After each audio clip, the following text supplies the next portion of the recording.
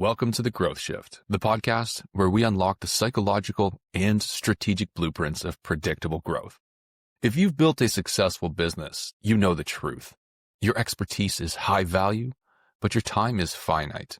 The question is, how do you sustain that success without sacrificing your most valuable asset? We believe that the next level of success requires a strategic pivot, a fundamental shift that moves beyond the old ways. In every episode, we dive into the critical turning points of industry leaders and uncover how they're leveraging AI not as a shortcut, but as the strategic force for their next growth shift. Today, we dive in with a leader who is defining the future of their industry. This episode is brought to you by Valentix, your strategic growth partner. At Valentix, we believe that trust and authentic relationships are the only true currency in high-value business. We challenge the status quo by building an AI-powered client acquisition engine that enhances your human connection, helping you move beyond the slow growth of referrals. Our AI-powered systems eliminate the grind, allowing you to break through the noise, build high-value relationships, and free up your time to focus on transformative client impact. If you're ready to build a predictable growth engine, learn more at valentix.io. Now let's dive into today's episode. Today on The Growth Shift, we're joined by Bradley Hamner, the founder of Blueprint OS. Bradley's career is a dynamic study in entrepreneurial architecture, spanning from early ventures in e-commerce and an insurance agency to building and exiting multiple companies. After experiencing burnout and realizing the critical difference between being good at a thing versus being a good business owner, Brad now helps entrepreneurs design, systematize, and grow profitable companies. His insights into strategic frameworks, operational blueprints, and the art of scaling beyond founder-led sales offer a powerful blueprint for intentional business growth. Bradley, welcome to The Growth Shift. David, it's great to be with you. It's exciting to have you on the show today. Now, you have had quite the entrepreneurial journey, building and exiting multiple companies in your time. Tell us a little bit more about that foundational journey, some of the lessons that you learned along the way that put you in the position where you are now with Blueprint OS. Well, let me say that all sounds great. And while true, there's been a lot more downs that you learn from in those moments, a lot of challenges that you face along the way. Graduated from Auburn University and didn't have some entrepreneurial bug that, I started selling things when I was younger. My dad's a small business owner in farming and agriculture, as a matter of fact. And so I started my first business in 2010.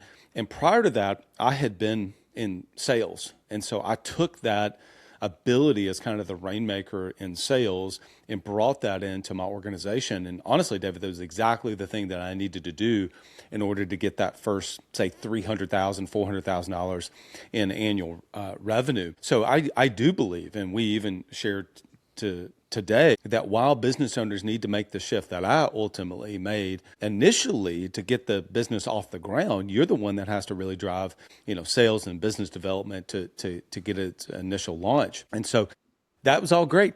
The problem is that never changed. And so ultimately I'm 5 years in and I completely hit a brick wall. And ultimately everything had to shift at that point. I mean, I had a kind of a heart scare, a health scare at 34 years old. And I wish I could tell you that immediately everything changed. I just knew something needed to change.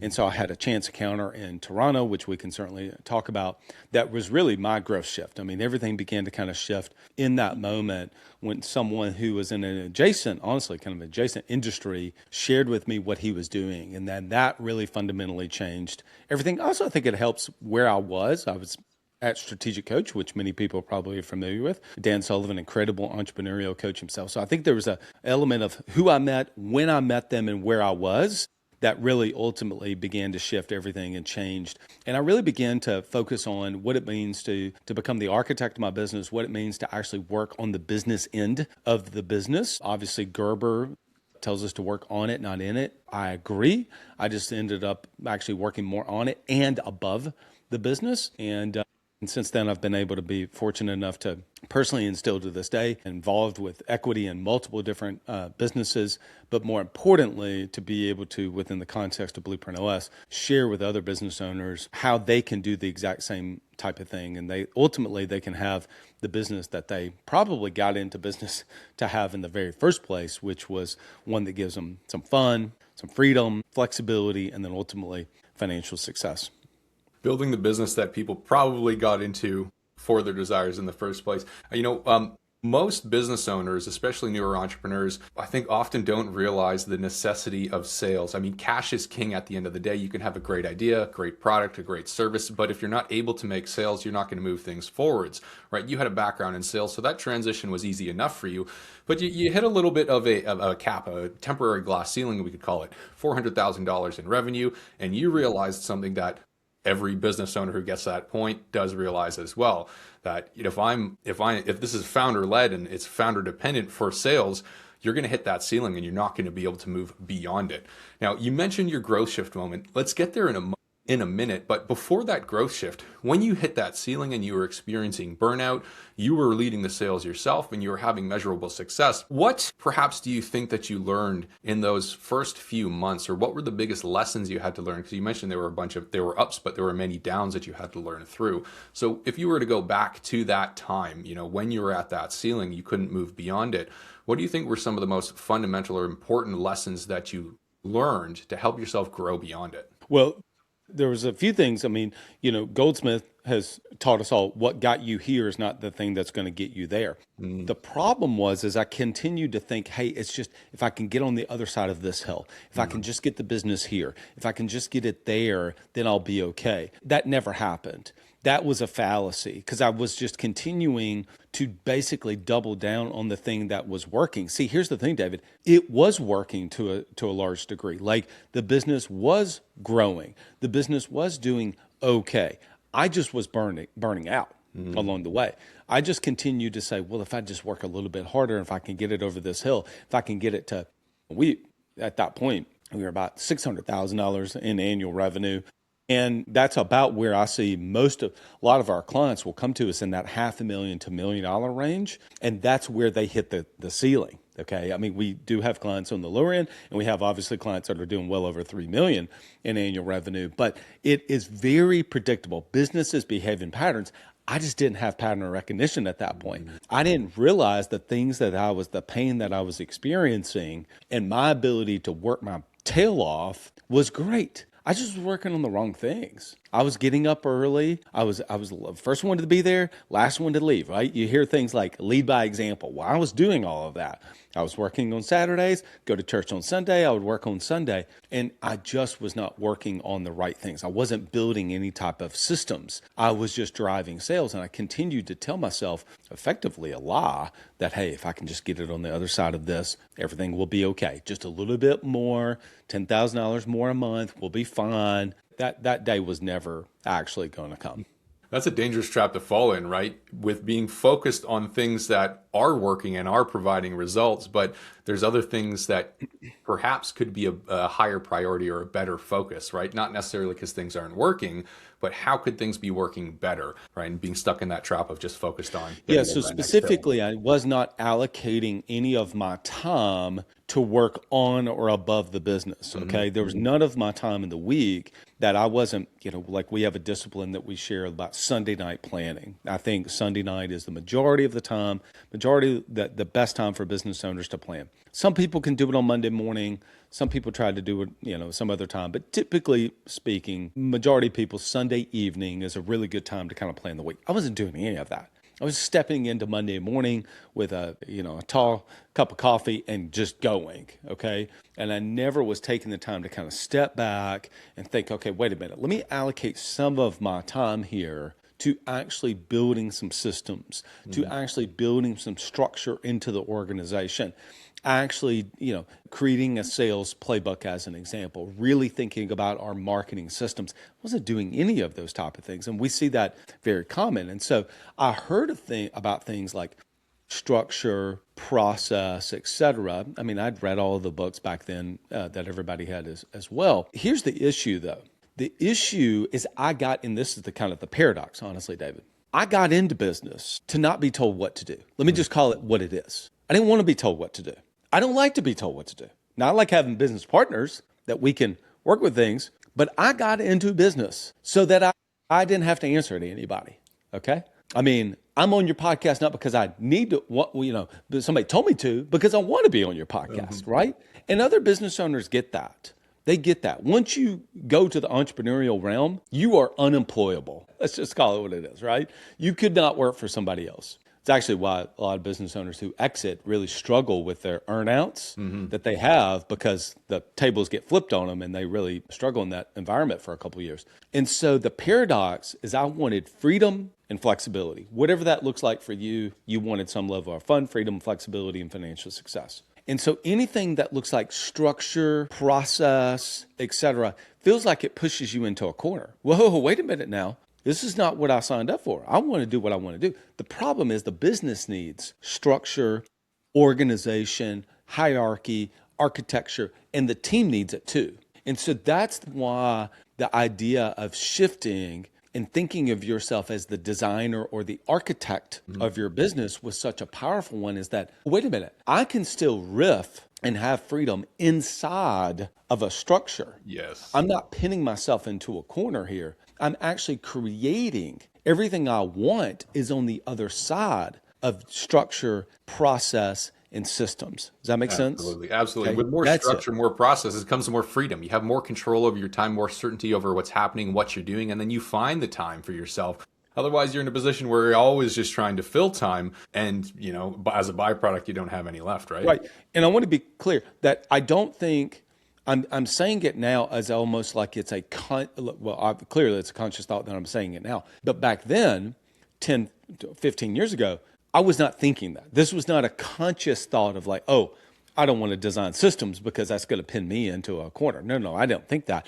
The subtle thing that would happen is, yeah, I probably do need to kind of build out our sales process. I'll get to that later. Yeah, I probably do need to kind of put some structure around that. Yeah, I'll get to that later. That's the kind of thing that actually happens in reality. It's not a conscious like, oh, I'm not doing that. So this sounds like this is ultimately what your growth shift was. But tell us a little bit more about how you actually came to these realizations, right? Because you were reading the books, you were hearing about processes and systems as other people were talking about them. But how did you ultimately get to that point where it was a realization and a decision that you made to change? Yeah. So I read all the books. So I'm not saying anything that I feel like is kind of a paradox or, anything like that that's different than what maybe you have heard. It was just the way maybe I ultimately went about it and how we share with business owners today. I think that that's the part that's a little unique. So to answer the question directly, so 2015, August of 2015, or actually June of 2015, I'm at Disney.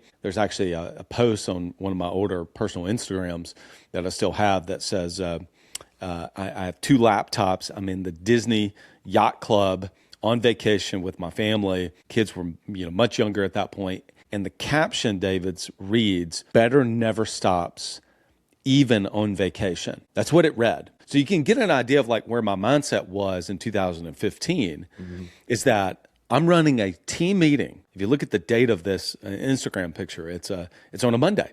And so here I am. I've got to run a weekly team meeting from Disney. Now, this was not like a quarterly planning. There's no strategic. This was just a weekly team meeting. And I'm thinking to myself, better never stops even on vacation. And so I'm projecting that out, right, as almost in like, I don't know, somebody needed to pat me on the back and go, golly, look how hard he works, Well, 2 months later is when I went to work out, started feeling pains in my chest, called a physician friend of mine. He says, hey, we need to get you in. I do an EKG machine. He goes, hey, man, we actually see something on here I'm a little concerned about. We need to get you in to see a cardiologist. 24 hours later, I go see a cardiologist. I take a stress test. He comes in and goes, nothing's wrong with your heart. I don't know what you got going on in your life, but you might want to change it. And he walks out. Now, at that point, I'm like relieved. Obviously, I don't have some heart issue. Yeah. My mom had some heart issues, and so I'm concerned of like, man, gosh, do I have something there? No, it was stress and working too much and probably drinking too much caffeine too. But I mean, ultimately at the end, it was stress and anxiety that had got me to that point. And so it was a few months later, within the last 6 months, I was already in the strategic coach program. I'm in Toronto. I'm actually in the wrong class, basically. They had kind of worked with me, put me in a different class that met my schedule dates. So I go there and I'm sitting next to an entrepreneur who I'd never met before. Honestly, he's dressed about like I'm dressed today. He's got a hoodie on. I remember he had a hat backwards. He had a backpack. And I'm dressed in like a sport coat. I mean, I'm dressed a lot more professional. And this guy's, really casual, hat backwards. And I come to find out he's in an industry fairly similar. He was a financial advisor. And we do the exercise, which is now portrayed in the book, 10X is easier than 2X. But at the time, David, that was not a book. That was just a concept that they had taught in Strategic Coach. So we do the exercise and they want you to do it yourself and then you get your partner. And so I do it with this guy. And he says, well, I'll go first. He goes, well, last year, and mind you, right before he tells me this, I'm thinking he does $750,000, $1 million a year. I mean, you just have some sort of a proxy of like, oh, he's a financial advisor. And he says, well, last year we did 40 million top line and I made 5 million personally. So here's what 400 million and 50 million would look like on one page. Mm-hmm. I was like, wait, how much money did you make last year? He's like, well, net profit was 5 million and my take home was X. And I was like, well, what in the heck? I said, my business doing $500,000-$600,000 at that point. I was like, you make more personally per month than my business does in a year in revenue. Okay. And he was really kind. And he says, well, if you want me to, I'll tell you what I did. I said, great. So at lunch, we ended up finishing that exercise. And he says, well, look, man, it's just systems and processes. And I was so just frustrated in that moment. If I'm fully transparent, I was considering leaving entrepreneurship. I was thinking about actually going back to the entrepreneurial or going back to the corporate world.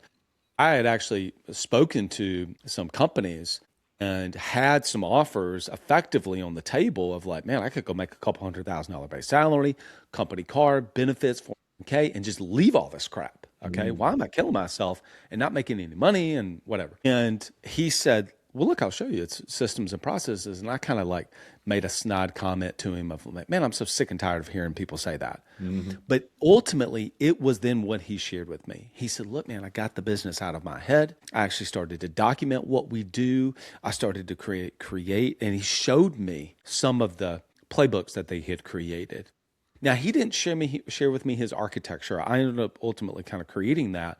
But it was the way that maybe it was the pain I was in at the moment, David. Maybe it was the environment that I was in the moment. Maybe it was the fact that he was not so far different than in the industry that I was in that I was like, oh my gosh, this guy went from just a one-person financial advisor to creating this company, doing this. It was both inspiring, motivating, but he also gave me enough granular detail that I can still remember his screen and how beautiful the documentation was. Now, of course, there's a lot better tools now. AI can help us to be able to do a lot of things. But I thought, man, that's actually what it looks like. Mm-hmm. That's what building a $40 million company, that's what it takes, is that level of detail and structure and process into the business. And so at that point, I tell people often that, I got on the plane on the way back home. And did I pull up Word on my computer and start actually trying to document things? I did. But that's not the bigger point. The bigger point is how I started to see myself and how I started to think. That was the moment on that plane ride home that everything changed in terms of what I saw my role as. Instead of being the rainmaker, I flew up there as the rainmaker, but I flew back as the architect of my business. And that to me is the biggest difference. Yeah, no, that's incredible. It sounds like there was maybe a little bit of providence in play there as well, starting in the wrong room and then being put beside this other entrepreneur to really open your mind in a way that you had heard about before, but hadn't really connected with you, right? Something comes to mind here for me, just in my own experience. And this is a funny comparison, but it's like food. Right? If there's one food out there that you absolutely don't like and you absolutely hate, I had a master chef say this to me once. It's not because you don't like the food, it's just because you haven't had it cooked for you properly. Right? So you can be reading the books, you can hear advice from all of these other sorts of people, and if it's not landing with you right at the right time, you're never going to be able to absorb it properly. It just sounds like, you were served the right dish that day, we could say. So Bradley, this is an incredible transformation that you went through, which ultimately led to founding Blueprint.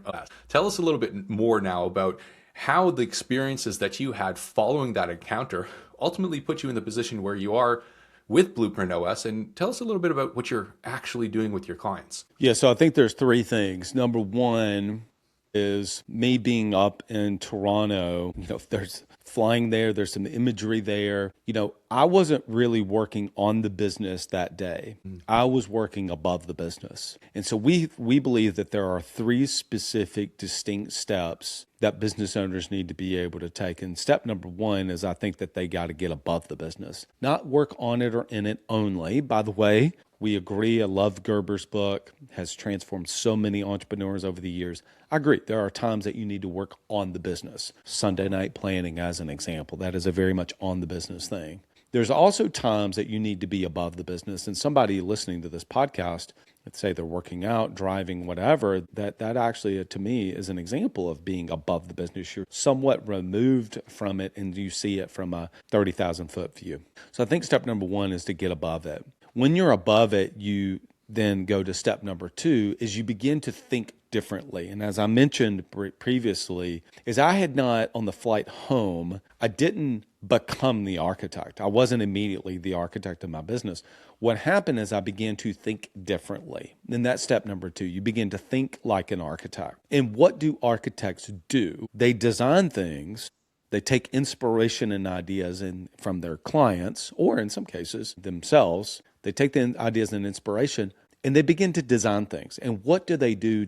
What do they use to design those things? Blueprints. And that's step number three, is that they design the blueprint. And I think you should design the blueprint for your business as well. So step number one is you got to get above it. Step number two, you start to think like an architect. Step number three, you design the blueprint. And we believe that if all small businesses felt like that they were following a blueprint for their business, that they could take the business from where it is today, wherever that is, to ultimately where it is they're trying to go. What is their, ultimate dream outcome and destination, whether that's to exit, for $10 million, or if it's to build the lifestyle business that provides their family, $400,000 a year in income, and they love what they do, and they work 4 days a week, and they take 12 weeks off of vacation, whatever that looks like for them, that if you had a blueprint to follow, then ultimately you would have a better chance, and really not only have a better chance, but enjoy the process, enjoy your business along the way as well. And so we're a big believer in helping small business owners to, number one, themselves make the shift to becoming the architect of their business. And then also, number two, having a blueprint to grow their business. Bradley, you've got to share a story with us. Tell us about a client who came to you in a position where they didn't have the systems. Maybe they were frustrated, they were stalling, and you helped them with this approach to get above the business, build the blueprint, and implement it. Tell us what actually happened for them as a result. All right, I'll give you two. So one, small business owner had been in business 18 years when we started working together, very late Q4 2020. Was doing $750,000 in 2020. The prior year had done over 900. So massive drop from 2019 to 2020. After working and building some structure and actually having a blueprint for the business, began to actually put the elements in place, all of the different playbooks in the structure, the operating system for the business, roadmap to grow the company. He worked on himself. He did all of those kind of things. And I'm glad to say in 2025, he didn't just cross $1 million, he crossed $2 million in annual revenue. And so it took him effectively 20 years to go from startup to $1 million in top line revenue. And then in 3 years went from $1 million to $2 million. That's pretty good. I'd say so. So the first thing we had to do is we had to clean up some structure into the organization. We had to get his mindset right and help optimize some of the things for him. And then things began to kind of start to grow. You started to see some incremental progress. He busted the $1 million threshold. And then from there, things really began to accelerate. But that story has played out time and time and time again. A lot of the business owners we work with, it's why we use $1 million as a proxy, not in the Instagram, you got $1 million business. I don't care anything about that. What I do care more about is that getting the business to $1 million. Number one, 91% of businesses never cross $1 million in top line revenue. So that is in and of itself a big threshold to cross, that you are beating the odds. So that is important. But more importantly, that things begin to really accelerate. There's enough fuel in the tank, David, that you can make the investments in team, you can make the investments in marketing. And it's really kind of the old adage of like, it takes money to make money. Well, that's why. I mean, getting the business to $1 million is one of the hardest things, but we have seen, there's at least 15 clients we've worked with over the last couple of years that, once they cross that $1 million threshold, it has taken them to go from $1 million to $2 million in like 20% of the time as it took them to go from 0 to $1 million. So that was one. Another client I started working with in 2019, 3 female founders, where there was actually a fourth at the beginning, but currently 3 female founders. Actually, I have a session with them at the end of this week, actually, at the time of this recording. And they are a behavioral therapy clinic. And, they work with kids and families with autism. They're incredible people. The mission that they're on is amazing. And they left. They were all working at an organization locally. And their very first year, they did $60,000 in top line revenue. 60. Okay.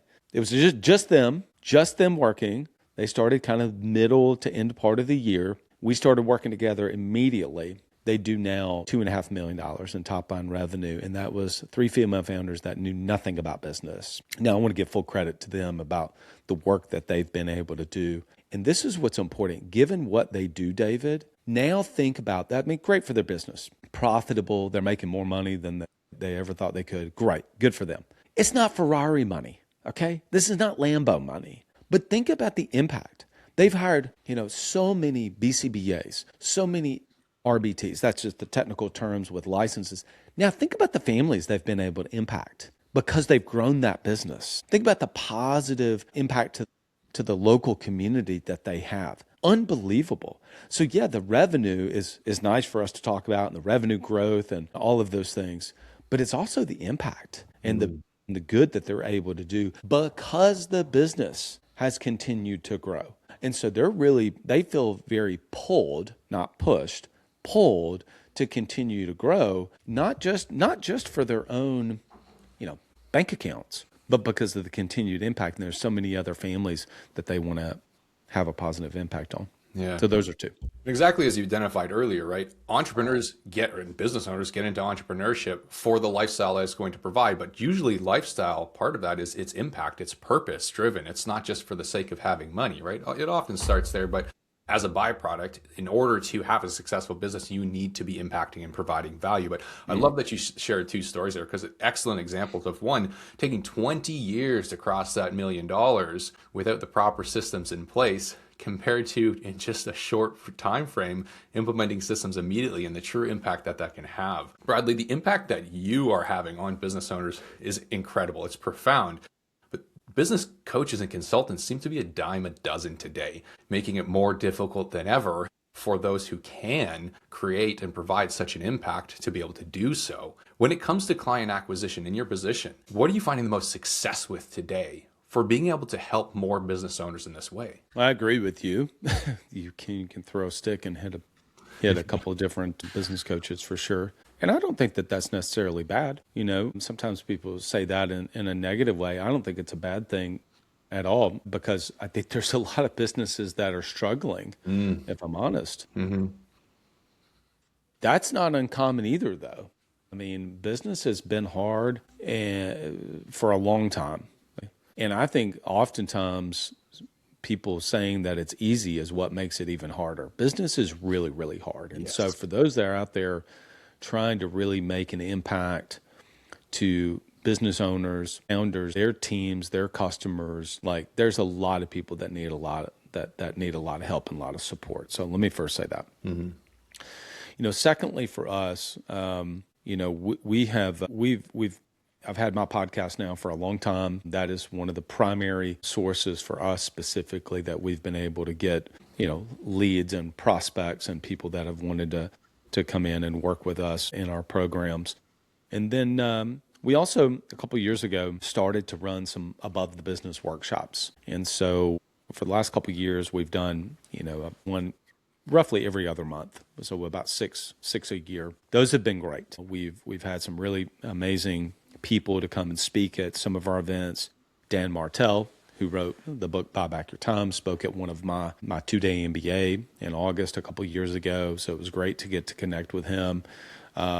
We've been very fortunate to have some really great guests to come on both the podcast, but also come to some of our events. And so I think that, especially in the age of AI now, and that people are searching for even more real, okay? And so people love being able to come and be around other entrepreneurs. So our virtual events, we now run 12, we'll run this year in 2026, 12 above the business workshops.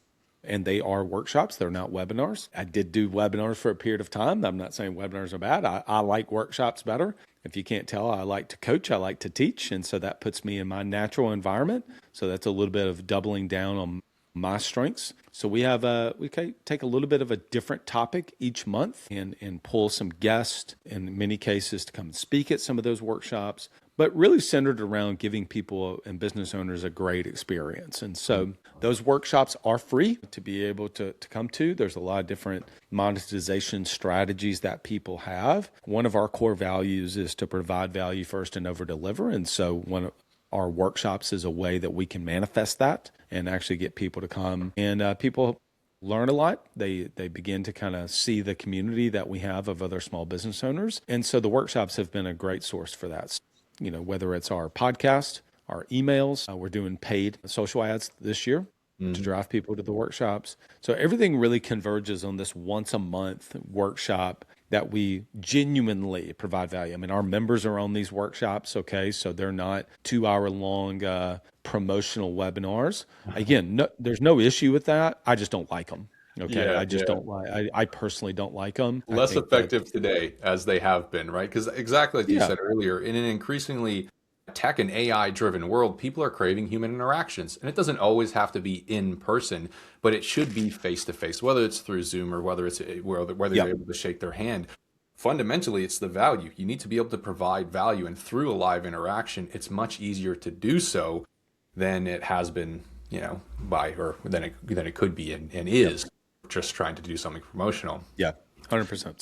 So the answer is now is everything like on our podcast, everything centers and shifts over to the workshops. Yeah. is our primary source to convene people. It also creates some natural structure, David, in the organization. In other words, there's period of time that we're building up the campaigns. I mean, so obviously we're getting we're entering a season here where this week launches some promotional material for our February workshops, or February workshop, I should say. And so we'll do that. We'll begin to promote that workshop over the next couple of weeks. Then we'll conduct the workshop, and then, we'll bring people into into our programs if they so choose. And then we kind of rinse and repeat. So it creates a natural campaign-driven cycle, which is really healthy. And I think it's going to be obviously a great experience for people as well. Bradley, something that you mentioned is that, and recognize, is that although there are so many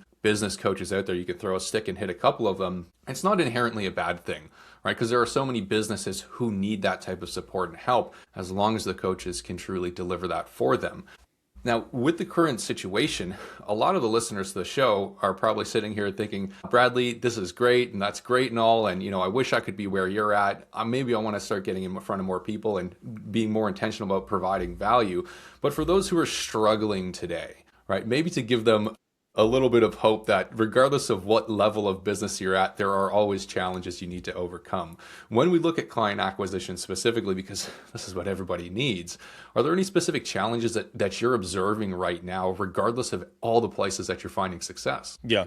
Well, number one is that while I think it's a good thing, you got to be able to talk about the things that you've actually been able to do. I mean, I hear Hormozy talk about this often. I completely agree with this. I share the things that I personally did and am doing. I just told you right before we hit record, I'd left the James Hardy Summit. One of my companies is an exterior remodeling company. Okay. Our target's to do $2.9 million in revenue. We have a blueprint to grow that business, me and my partner. Okay. So I am not just a business coach. I am in the trenches running actual companies. Okay. That to me is important. What really does drive me crazy is a business coach who has not owned a business. Okay. Now, I don't want to scare any of your listeners away, but I will. This is a hill I'm willing to die on. If you hadn't sat in the damn seat and been a business owner and you haven't led teams and you haven't done the things, you have zero authority, in my opinion, to teach other people about what it is you're doing. Okay. Now, whatever that may be, if you have, are a whiz at marketing and you can be like, oh my gosh, I did not know this. I didn't understand that. I went and solved this problem. And then you teach on that. Great. Okay. But you got to first have something to hang your hat on. I mean, I was struggling. I went to Toronto. I had that interaction. I changed my own business. I ended up going and doing it in other businesses that I own currently to this day. That, you can be like, hey, I don't like your messaging. I don't like your programming. I don't like it. Fine. But you can't argue the things I've actually done. So to me, first and foremost, you got to do the things. Secondly, and this is the part that is challenging, is how do you have cut through in the marketplace? There's so much kind of noise out there in general. I'm not even talking about business coaches, but you got to have something that is your hook, something that you can hang your hat on, something everything really revolves around. And that's difficult. Let's be real. It's very difficult to, say you're a business coach, but then also at the same time, people are like, okay, well, where do I actually put you? Does that make sense? All right. So like, for instance, I personally have never at this point scaled a company past 10 million. Have not done it. I don't work with a client that has gone past 10 million. I don't know that world. I know one of my really good friends, Chad, has been a part of multiple companies that have gone well north of 25 million. So if you're somebody that's at that level, I would go, hey, you need to go work with Chad. Okay. You need to go talk to Chad. Let me connect you with my buddy. Because I don't know that world. I've never had that many team members. I don't know what it takes to go from 10 million to 30 million. Now, if we're able to do it in my exterior remodeling company, check back with me and I'll tell you, hey, this is what we did, right? This is the blueprint we followed to do that. So I think there's two major things. You got to first, number one, have done the thing you're saying that you're talking about they're doing. Number two, then you have to have some level of messaging and positioning. And then if I was going to give a third, I mean, you got to have some good IP at this point. Like you got to have some level of intellectual property that is an asset that you can revert back to. I mean, I actually calculated it recently, over 110 pieces of collateral assets, concepts, frameworks that we use, mental models inside of our program that I think is very unique to Blueprint OS. Is it derived, and do I give credit where credit's due if it was an EOS inspired asset, or if it was for instance, we love the 4x4 from Strategic Coach as a tool for individual coaching. Well, I just absolutely give credit and say like, hey, this was a great tool. And I think that's the other thing too, is that when I'm talking about IP, I make no bones about it that not all of our stuff is unique to us. I just make sure to cite the source of where that came from and not try to be like, oh, this is original. No, it's not original. Okay. I mean, our clarity organizer, which arguably the most important asset we have in our organization, has its inspiration, which I'm looking at the book on the other side of this camera, actually. It has its original inspiration from the scaling up one-page strategic plan, and it has inspiration from the EOS VTO. Is it the VTO and is it the one-page strategic plan? No, it is not. We have modified it for business owners that are 300,000 to 3 million. Okay. Now, if you get to 10 million, go use that other plan. But ours, we know works for businesses that are in that realm. We really know what it takes to go from 300,000 to 1 million. And I know what the blueprint is to go from 1 million to 3 million. Without a doubt, because that's what the world we live in. Yeah, and so for any of our listeners right now who might be in that similar position of needing to break through the noise, right, and penetrate into your market, don't look at what other people are doing necessarily and just try and copy them. Everyone's trying to do that. Look at yourself, look at the assets you have, the value you provide, the differentiators, and then find a unique way to provide that value directly to who you want to connect with, to build their trust, right? Potentially to get in the door, to show them really what you do and how you can do it for them. Because many coaches and consultants out there have their own unique approaches and frameworks. But until you're actually putting that out there and showing it to people, no one will really be able to understand what you do that's different and differentiate you from everyone else that's out there. Yeah. So what that is I think that it used to be like in the advertising era from long ago, they called it have a USP, a unique selling proposition. I don't think anybody cares about your USP anymore. What I think they care about is your unique point of view. And so hopefully I've been able to share, obviously, my unique point of view to today, which is you got to get above it. You got to start thinking like an architect, and you got to design the blueprint for your business. That is our unique point of view. You make the shift to become the architect of your business, and you design the blueprint for your business. And how do you do it? You got to get above it. There you go. That's our unique messaging and positioning, because that's effectively what I did. Now, when I was doing it, did I have all this great language around it? No, I did not. I wasn't thinking on the airplane on the way back. I know what I need to do. I need to become the architect of my business. No, I didn't. That came later. I was like, oh yeah, I guess I did start to really kind of step back and design it and think of my role differently. Yeah, I mean, that's actually what I was doing. And I love that point of view. So Bradley, you are, we could call it a master of systems and processes, of blueprints. Right. Today, systems and processes are developing and changing more rapidly than before, especially with the use of AI.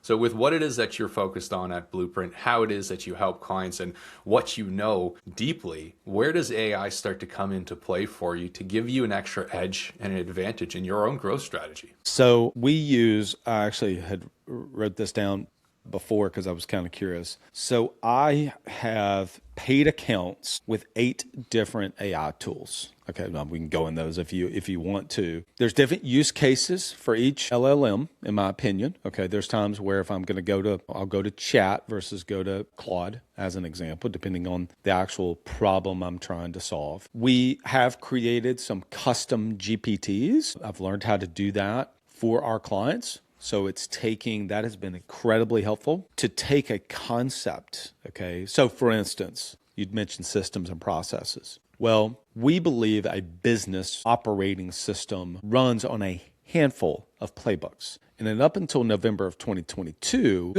those playbooks, whenever I was creating my playbooks for the first time, I literally was on Word and typing it out. And I had to figure out what's the structure. What all goes into a sales playbook? What all do you document? How do you document it? What's you see what I'm saying? Like all of that. I was like, oh, I don't know. I got to figure this out. And so it was iteration after iteration. So now what we do is we have inside of our sales playbook, I'm just using that one as an example. Okay? There's a handful of them. But as the sales playbook, pretty universal for most businesses, needs a sales playbook. Okay, well, what goes all into a sales playbook? All right, well, there's a handful of elements that go into that playbook. Well, that's great. And that helps business owners get off to a good start. And they can take our template, Word document, and they can begin to put their stuff into it. But what really has supercharged it is to teach the framework, the concept of here's everything that goes into a sales playbook. Okay, I got that. That's helpful. And then we give them a custom GPT that they can talk into, they can load their assets into, and the GPT takes all of their assets and formats it into the same structure that we have, trained the AI to be able to do. That now has taken, even with our templates, it would still be a, month-long process or so to kind of create the sales playbook. Now you can do that in 30 minutes or so. So now your team actually has a very functioning sales playbook. So that's one of the best use cases we've been able to have with our clients is creating custom GPTs trained on our IP, which you and I obviously talked about a minute ago, trained on our intellectual property, our way of doing things, the Blueprint OS way of doing things, but yet it's with your material, your way, your scripting, etc., into that playbook. That's been super helpful. Yeah, I love that. Just the time, not just the time-saving aspect of it, but the strategic guidance and the ability to iterate and change and grow rapidly with playbooks, with SOPs and all of that. Absolutely incredibly valuable. Bradley, something that I'd love for you to share with the audience, because of your experience helping grow and scale businesses, for anyone, any founder or leader out there who might be feeling like they're in a state of chaos right now, right? Maybe not complete chaos, things are working, but they know they need some systems and they know they need to start making changes. AI often can be just a shiny object, right? For businesses in a state of chaos, whatever that means for them, there's so many different systems that maybe they think they should prioritize, but they don't know where to start. So for yourself, if you were working with a client who wanted to start using AI, but didn't know where to start using it, how would you advise them to choose that starting point to provide the highest business value rather than potentially just being a shiny object? Is this for them personally or for the business? For the business. Yeah, I mean, the challenge is, I mean, the answer I could give is just, which is kind of an empty answer, is like, hey, just start to use it. Okay. Just start to use it. And yeah, I mean, that would be true. I mean, if you're not using at least chat at this point, I mean, pay the $20 and get a Chat GPT, paid subscription. I think that's, this conference I was at, David, there was actually a speaker there, as a matter of fact. Yesterday she was speaking, and she asked the crowd, so I have a visual proxy of this now, okay? So just happened yesterday. She said, how many in the crowd, they turned the lights up, how many in the crowd have used or feel like they use AI on a daily basis? It was 98% of the business owners, okay? And this is in construction too, by the way. Number two, she said, how many of you have a paid subscription to an AI tool? And basically 98% of the room raised their hand. So I think that part of it, we're probably past the idea now that, the vast majority of business owners are not like completely immune to it. What I think that is more of a shift with your Growth Shift podcast is not like, hey, get it on your phone and start using some of them. I think it's like they don't go to it. It still takes time to train yourself to say, wait, I do have this tool I can go utilize and build the thing. So for instance, I'll tell you, ironically, the business owner that I portrayed and gave kind of a little bit of a case study about that, had been doing 750,000. We started working together, and then now just last year crossed 2 million. Well, I recently had a coaching session with him, and we were talking about he wanted to make some compensation changes to his team. Okay. And one of the challenges that this business owner will do is he'll kind of ruminate on things. He'll work on a comp plan change for like 4 days. I'm like, what are we doing? Like you're just kind of, and I said, I got a question. How many hours have you worked on this? And he was like, oh man, I've worked on it a lot. Now, the good part of this, he doesn't make emotional decisions. I'll give him credit for that. And he said, I don't know, it's hours. How much have you used AI to help you with this? He goes, Bradley, I'm embarrassed to say 0. I said, David, I think that is really and truly where it becomes valuable, is to see it, not to outsource your thinking. I don't think you should outsource creativity to Claude. Mm-hmm. I don't think you outsource, critical thinking or creative thinking to AI. I do not believe you do that. All right. Agreed. I think that it is that you can go to it to support and saying, hey, check me on some of my assumptions here. Check my math. What am I missing? What are my blind spots if I make this change in compensation? How do I roll this out to the team initially? AI was not sitting there one day and popped up on his screen and said, hey, Dave, you need to change your compensation plan for your sales team. He was the one that went to AI and said, I think I need to make some adjustments to my comp plan. I don't think it's in alignment. I think they're making money. I'm not making money. We need to fix this. Okay. He did that. That was his critical thinking, but he did not think to go to AI first, or not really first, but to use it as a tool to help supercharge and shorten the amount of time. And that was his comment was, yeah, gosh, I just still have not built the habit or the muscle to remember I have this tool that I can go to. He said, for whatever reason, I felt like I can, he goes, I can message you and send you a message on Voxer talking to me about me, because I don't even think about going to AI to be able to, work with it. And to be fully transparent, and this is the first time I've actually said this publicly, is, at this point, we've got, I don't even know how many thousands of hours on my podcast from 2019 to all of my coaching sessions, all of my private coaching sessions, all of my boardroom sessions, blueprint sessions. There's a lot of stuff I've put out there that is recorded, and I want to build a custom AI for our coaching clients so that they feel like that they have something that they can go to that is trained on our methodologies and our way of doing things, so that they feel like that they almost have a Bradley in the pocket, so to speak, or really, I'd probably say more of a blueprint coach in their pocket, less about Bradley, more about a blueprint in their pocket. So that's one of the things that I'm actually working on this year, is to be able to kind of put that tool in people's pockets.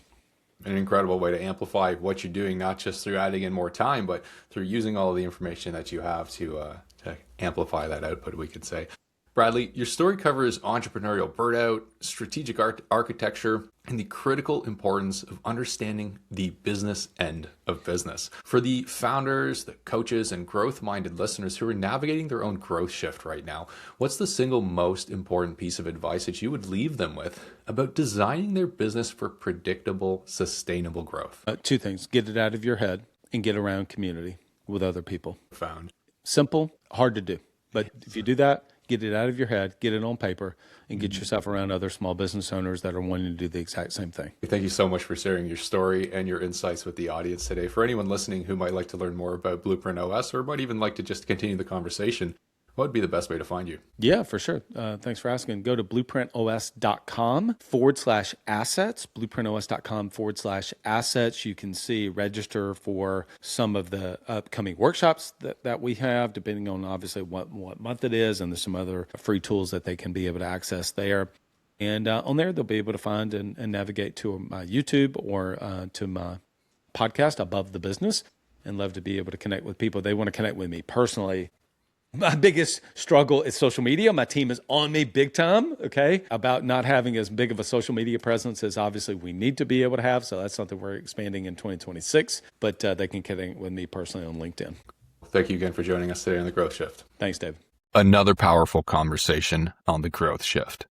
If you, like our guests, are ready to turn your expertise into a predictable, scalable growth engine, one that eliminates the grind of prospecting and enhances your high-value relationships, then it's time to connect with Valentix. We are not a marketing agency. We are your strategic growth partner, building intelligent systems that ensure your client acquisition is predictable, not dependent on chance.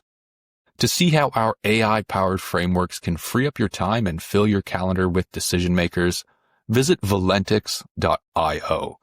Thank you for joining us on The Growth Shift. We'll see you next time.